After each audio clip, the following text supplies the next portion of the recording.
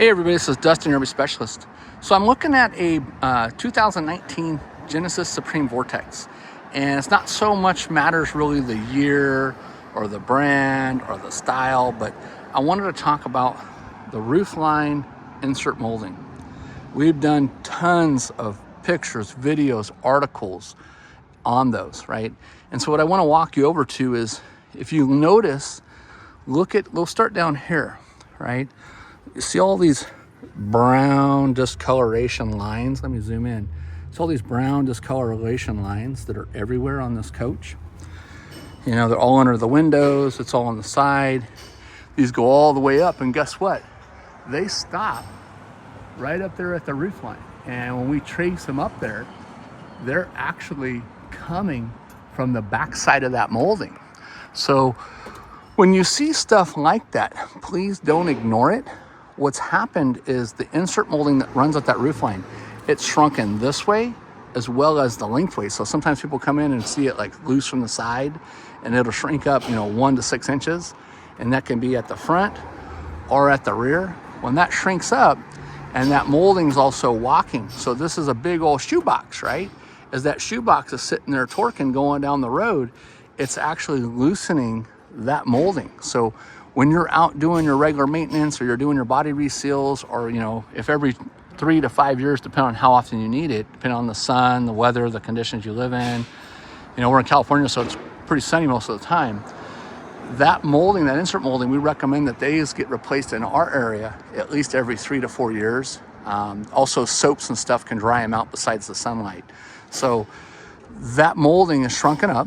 It's allowed dirt and water to get back behind it. Yesterday, when the customer came down to look at the suspension stuff that we're doing on it, besides the awning fabric replacement that he hit a tree with, besides the tire blowout that he hit, for the insurances we're paying us to replace the fender skirt and the J metal and patch down underneath.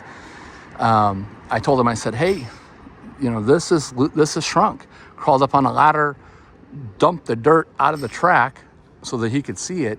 The screws, luckily, weren't rusting on the surface, but because the sealant at the edge of the roof line is gone and shrunken, it's allowing water that's running off the edge of that roof to go back behind that molding and rust all those screws. And again, you can see all the rust lines, right?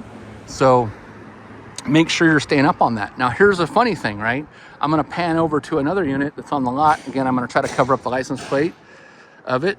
Here's a brand new 2025 Brinkley, right? And the customer said they just had it detailed here not too long ago. So here's a line that's the same thing. There's a line that's all the way up. And guess what? Water's getting past the insert molding. It's coming from underneath of it. And it's rusting up that section of screws, right? Now, keep in mind that, the Brinkleys don't use silicones as a water deflectant on them. They use what they call an automotive sealant behind everything, which is fantastic. But if you're Dustin and you've been doing this for 25 years, and again, I'm not poo-pooing nothing, we see time and time again new themes and new things coming in and out of the industry. This is the same S-lock that's on every one of these coaches. It's the same style of J-metal skirt. All these coaches over time will move and flex and do this little wiggly woggly thing.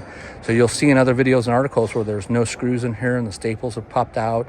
You'll see where the silicones and stuff have cracked and allowed water to go through and hit the floor and hit different things in there and rust stuff and come out. You'll see where we've added screws every 6 inches in these.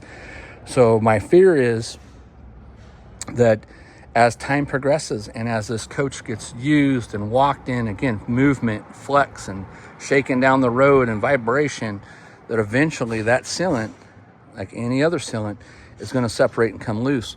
So as this material ran down here, it ran down and there's a bunch of voids and gaps. And my fear is that that's just going to trail off in there, go down and hit whatever it's going to hit. And it actually ran and built up in this area too. So I'm a big proponent of water deflection. I know that Nate will probably see this video and say, damn it, Dustin, what the heck? But cheap insurance. I joke about, hey, if you're a police officer, you can choose not to have a bulletproof jacket on, or you can put something on there so when the water hits it, it deflects off, and have a bulletproof jacket on there. So anyways, enough on that. I won't pick on that too much more, but you know, every kind of unit, no matter what it is, they all require some kind of maintenance. And so a lot of the stuff is not in the owner's manuals. You know, there's maintenance on your awnings, there's maintenance on your insert moldings, there's maintenance for your windows. You know, even this, we talked about this, his windows, all his decals are starting to shrink and crack and peel up, and he wants to eventually take them all off. There's rubber seals around different windows, no matter if they're a frameless window or they're a frameable window. There's still UV treatments to put on all that kind of stuff. There's tons and tons and tons of maintenance on every one of these units here. It's just, you know, depends again on your area, soaps that you're using, cleaners that you're using, things that you're working on. So, you know, no matter if it's a Tuscany, you know, Solitudes, Avalanches, Alpha, Old Alphas, Rockwoods, Big Horns, you know, Reflections, Outlaws, you know, brand new Phoenixes, Imagines, doesn't matter what it is, you know, Thor Magnitudes, doesn't matter what you have. Make sure that you self-educate yourself on the maintenance. So, all right, well, hey, thanks so much. I'll quit nagging. What did we learn today from this? Check our insert moldings, check our screws, check our roof lines. Every one of them has it, folks, every one of them. So that's how the whole roofs are put together, regardless if it's fiberglass, TPO, whatever. Even on the, I was talking about how these move and come loose from just flexing. We see a lot of roofs that come in where people have run out and did a flex armor, and I've already seen those units come back in here and say, hey, look what I did. Great. Love the product, love the application. Don't like some of the things that they do to them. So they sprayed over those moldings, and when it comes time to tighten them up, can't do it without disturbing it. So, all right, well, thanks so much again for watching. Talk to you soon. Have a great day.